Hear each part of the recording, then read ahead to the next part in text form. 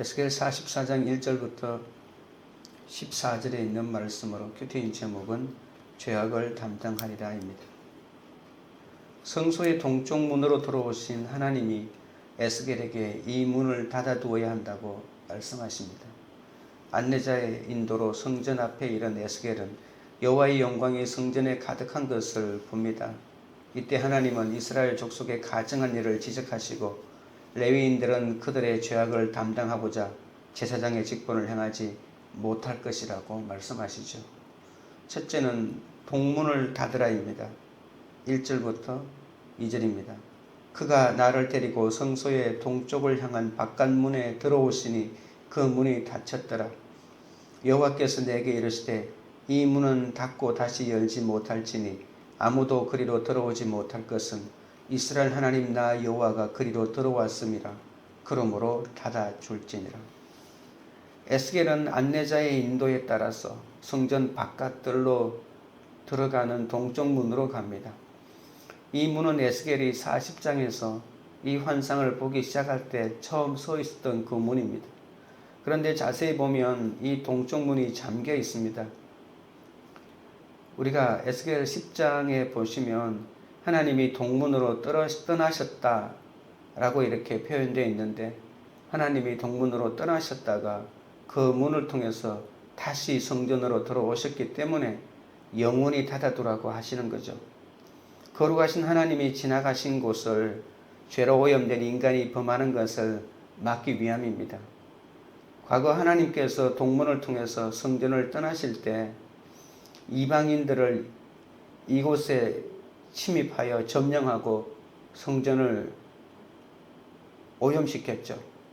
그래서 동문을 봉쇄한 것은 다시는 이방인들이 이 성전을 점령하는 일이 없도록 만들기 위함이기도 합니다. 또한 이 문을 영원히 닫아두시는 것은 앞으로 어떤 일이 있어도 주님께서 성전을 떠날 일이 없다는 것을 보여주고 있습니다. 우리가 에스겔 앞부분에 보시면 이스라엘이 왜 멸망했는가, 또한 예루살렘 성전이 왜 파괴되었는가, 이것을 설명하기 위해서 에스겔이 하나님의 영광이 이 성전을 떠났기 때문에 이 성전은 이제 더는 하나님이 임재하지 않기 때문에 적군들에 의해서 점령을 당했다고 이렇게 말하고 있었죠.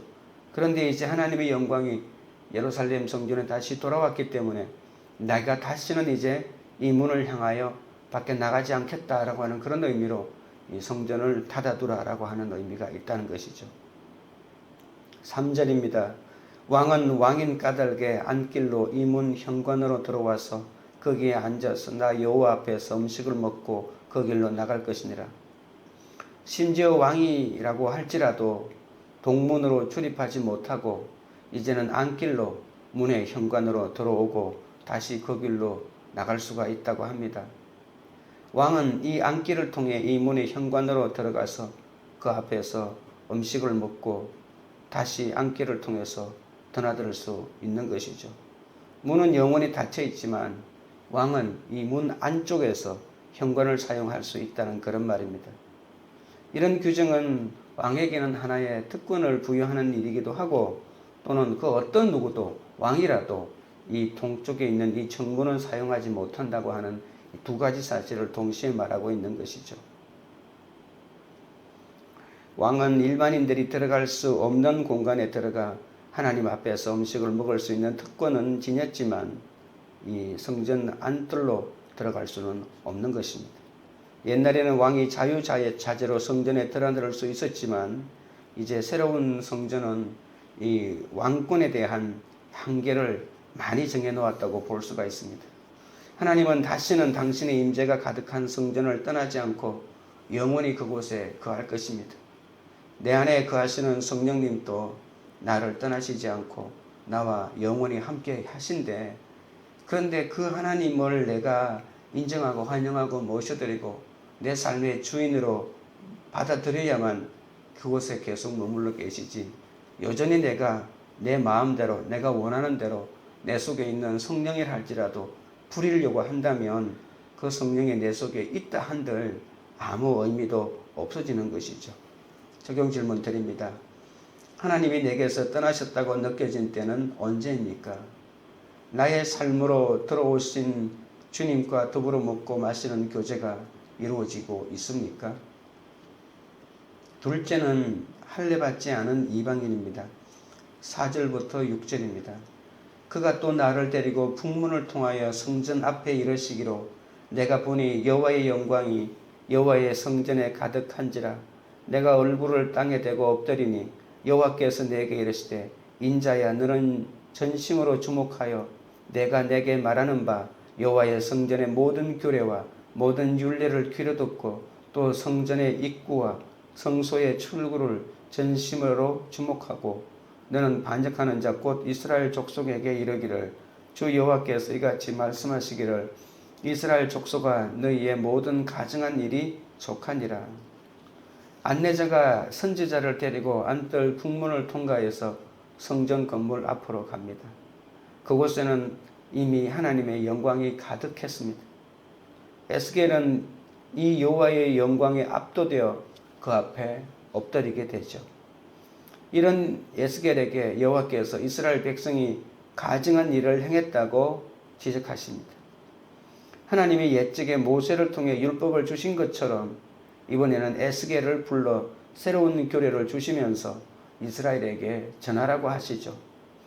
하나님은 이스라엘을 반역하는 자라고 하시고 그들이 그동안 해온 일을 그 가증한 일이라고 지적해 주십니다. 하나님은 이스라엘의 죄악에 대해서 아주 불편한 심기를 드러내고 있습니다. 7절 8절입니다. 너희가 마음과 몸에 할례받지 아니한 이방인을 데려오고 내 떡과 기름과 피를 드릴 때에 그들로 내 성소 안에 있게 하여 내 성전을 더럽힘으로 너희의 모든 가증한 일 외에 그들이 내 언약을 위반하게 하는 것이 되었으며 너희가 내 성물의 직분을 지키지 아니하고 내 성소에 사람을 두어 너희 직분을 대신 지키게 하였느니라. 이스라엘의 어떤 행실이 하나님을 분노하게 하였을까요? 하나님은 그들이 성소에서 행한 여러 가지 가증한 일 가운데 이방인들을 성전에 드린 일을 꼭 집어서 말씀하십니다. 이스라엘은 육체의 할례와 마음의 할례를 받지 못한 이방인들을 성전에 들여놓고 자신들이 해야 할 일인 하나님의 성물을 지키는 일을 그들에게 맡겨버린 것이죠. 이 일을 통해서 이스라엘은 하나님의 성전을 더럽혔고 주님과의 언약을 위반한 것입니다. 그래서 그들이 할례받지 않은 이방인들을 성소에 들여오게 하고 제물 드리는 직분을 감당하게 한 그것이 너희들에게 얼마나 가증한 일인 줄 아느냐고 호통을 치고 있는 것이죠. 북왕국 이스라엘은 역사적으로 레위 족속이 아닌 사람 중에서 제사장들을 세워서 성전에서 사역하도록 한 일이 있습니다. 하나님은 절대로 이방인들을 제사장으로 세운 일이 없기 때문입니다. 그러나 남왕국 유다에서는 이런 일은 없었습니다. 예루살렘 성전에서는 항상 아론의 후손들만 제사장으로 일했습니다. 그래서 오늘 이 7절 8절에서 언급하고 있는 이 말은 제사장직을 맡겼다는 그 말은 아닙니다.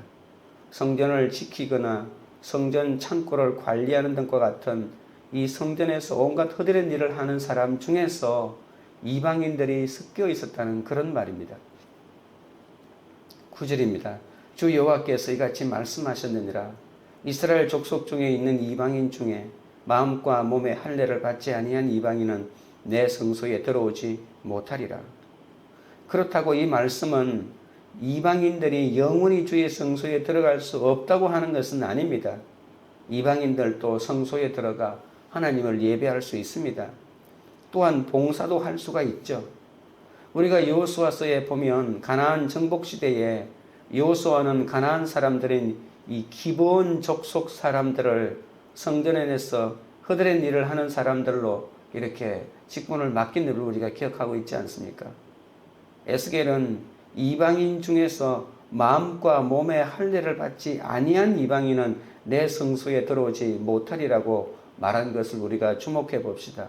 하나님은 이방인들을 마구잡이로 다 비난한 것이 아니라 마음과 몸의 할례를 받지 아니한, 그러니까 경건하지 못한 자들이 성전을 출입하는 것을 비난하고 있는 것이죠. 여호와께 드리는 제사는 거룩히 구별되어 행해져야 합니다. 몸과 마음의 할례를 받지 않음으로써 자격 없는 이방인을 세워 성소에서 직분을 대신하게 한 것은 하나님과 맺은 언약을 위반한 것이죠. 어떤 교회는 이 성전을 일반 시민들에게 개방하는 그런 프로그램을 운영하기도 합니다. 그런데 자칫 잘못해서 그냥 일반 사회에서 일어나는 행사를 그냥 교회 강당을 빌려서 대신 사용하는데 그 일반 믿지 않는 사람들 중에서 성전에 들어와서 담배를 피거나 뭐 이런 일을 벌일 때 또 하나의 이슈가 되기도 하죠. 과연 이렇게 하는데도 성전을 빌려줘야 되느냐 뭐 이런 토론이 있기도 합니다. 하나님은 안티 이방인이 아니라 자격을 갖추지 못한 이방인의 성전 출입을 비난하고 있는 것입니다. 육체와 마음의 할례를 받지 않은 사람들은 이스라엘 사람이라 할지라도 성전 출입을 해서는 안 됩니다. 반면에 이방인이라 할지라도 마음과 육체의 할례를 받았으면 성전을 출입할 수 있는 것이죠. 마음의 할례를 받지 못한 이방인은 성전을 더럽힐 뿐만이 아니라 이방 종교의 풍습으로 성전을 오염시킬 위험을 안고 있는 것입니다. 따라서 하나님은 이런 사람의 출입을 금하셨죠.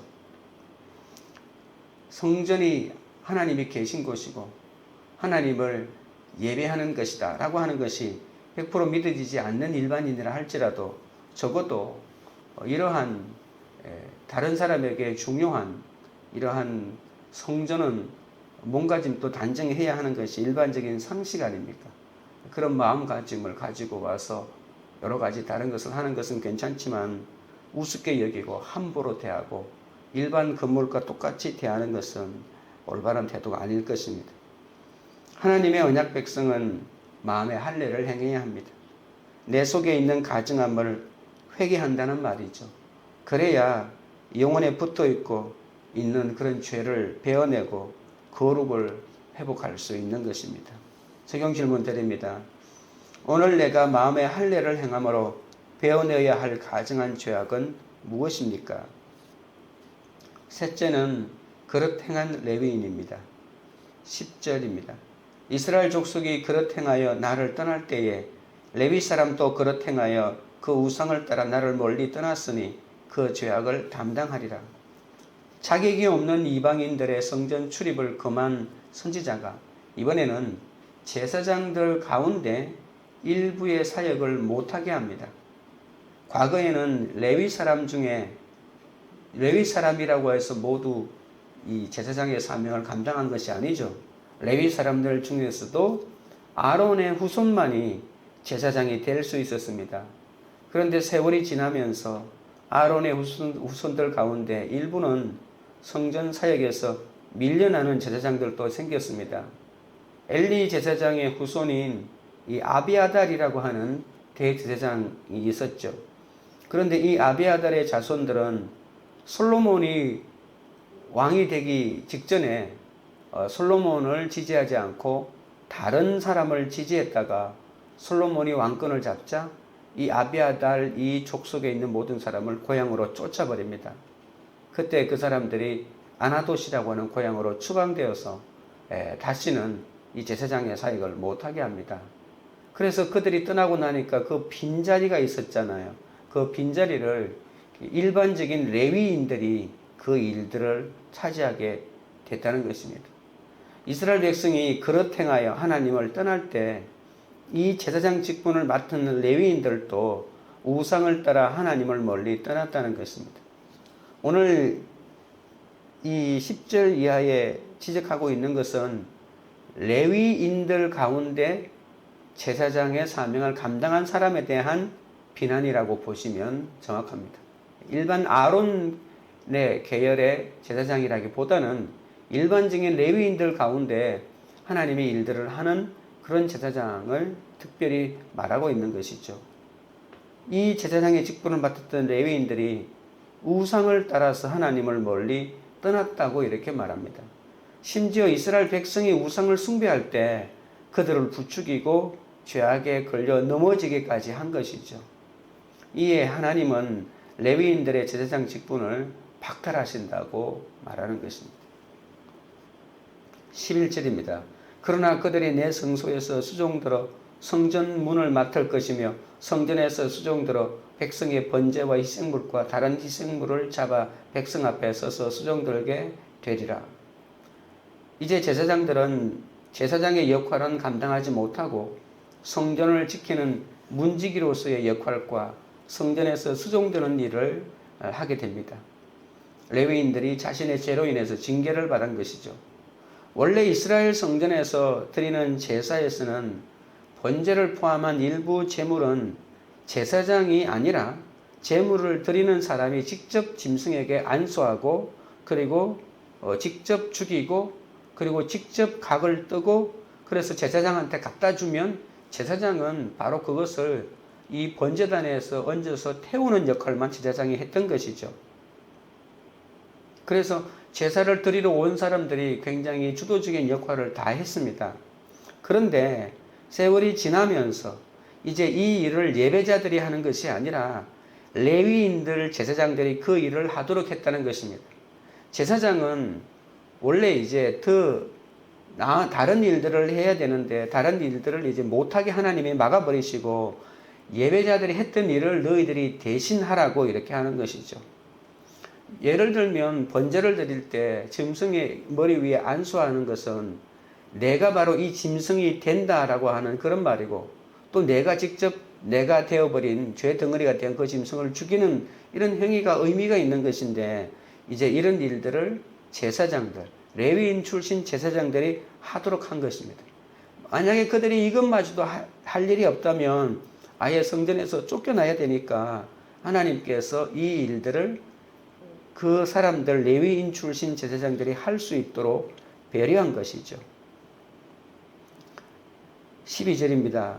그들이 전에 백성을 위하여 그 우상 앞에서 수종들어 이스라엘 족속이 죄악에 걸려 넘어지게 하였으므로 내가 내 손을 들어 쳐서 그들이 그 죄악을 담당하였느니라. 주 여호와의 말씀이니라. 하나님이 이제 사독 제사 자손들을 제외한 레위 사람 제사장들의 죄를 추궁하고 있는 것입니다. 왜냐하면 이스라엘 사람들의 우상을 숭배할 때 그들을 부추겼고 광야 시절에 레위 사람들이 목숨을 걸고 우상 숭배자들을 죽인 일도 있는데 이제는 이제 우상을 부추기는 일까지 하고 있는 것입니다. 그래서 세월이 지나면서 성전에서 사역하던 레위 제사장들마저 하나님께 등을 돌리고 또 우상을 숭배하게 되었죠. 에스겔은 우상 숭배에 앞장선 제사장들을 5장 11절 또는 8장 16절 이렇게 여러 차례 제사장들을 비난한 적이 있습니다. 13절 14절입니다. 그들이 내게 가까이 나와 제사장의 직분을 행하지 못하며 또 내 성물 곧 지성물에 가까이 오지 못하리니 그들이 자기의 수치와 그 행한 바 가증한 일을 담당하리라.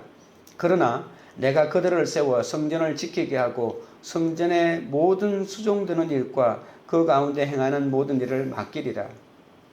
하나님은 이 사독의 자손들을 제외한 나머지 레위 사람들에게 사역을 못하게 하심으로써 벌을 내리고 있죠.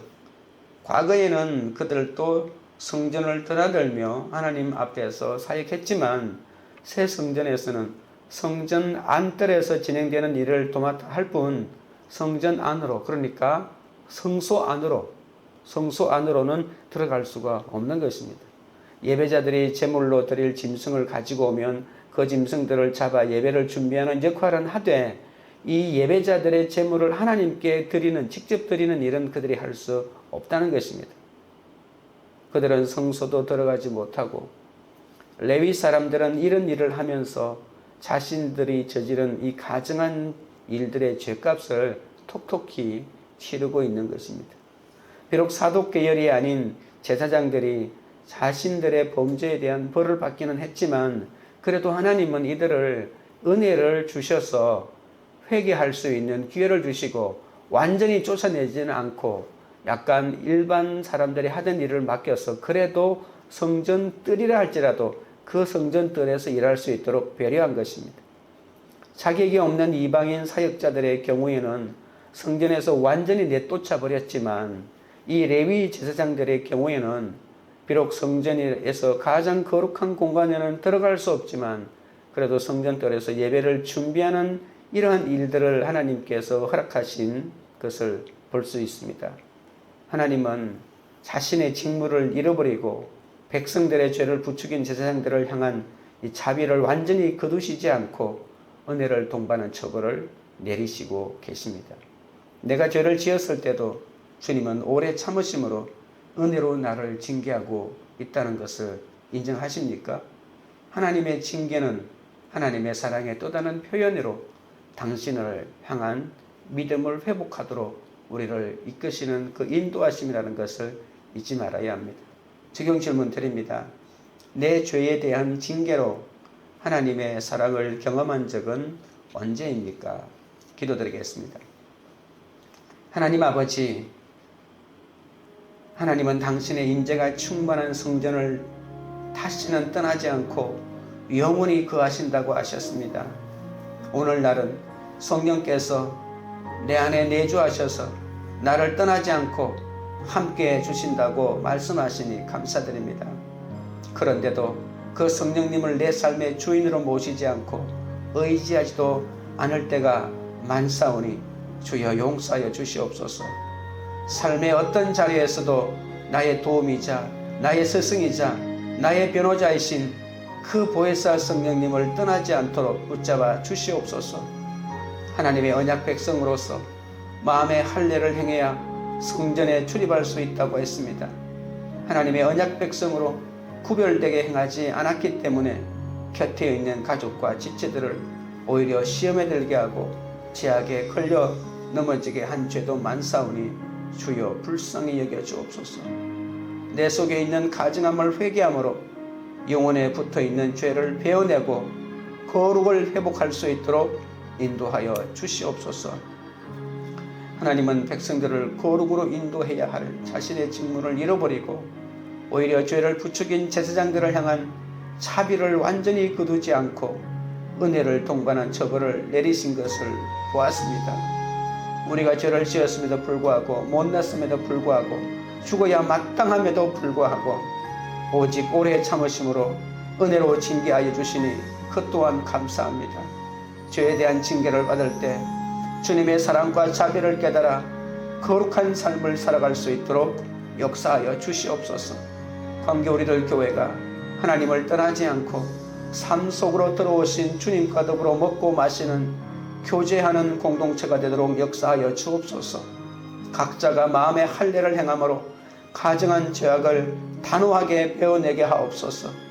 우리의 죄를 징계하실 때마다 하나님의 사랑을 경험하도록 인도하는 그 하나님의 사랑을 결코 잃어버리지 않도록 역사하여 주시옵소서. 예수 그리스도 이름으로 기도드리옵나이다. 아멘.